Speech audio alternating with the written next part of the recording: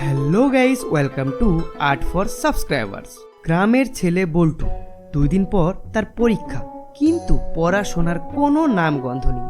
সারাদিন মোবাইল ঘাটে আর টই টই করে ঘুরে বেড়ায়।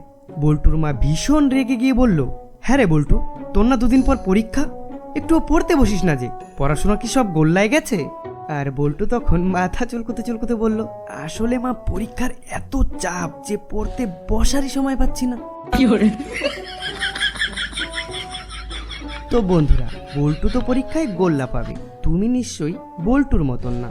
তো যাই হোক, এই চ্যানেল সম্বন্ধে আরও একবার জানিয়ে রাখি যে এখানে আমি প্রতিদিন একটা করে সাবস্ক্রাইবারের ফটো ড্রয়িং করব, আর সাথে থাকবে অনেক অনেক গল্পগুজব। তো চ্যানেলটি অবশ্যই সাবস্ক্রাইব করে দিও, আর আজকের ড্রয়িংটা কেমন হয়েছে কমেন্টে অবশ্যই জানিও। তো বন্ধুরা, আজকের জন্য এটুকুই, কাল আবার দেখা হবে এক নতুন ড্রয়িংয়ের সাথে।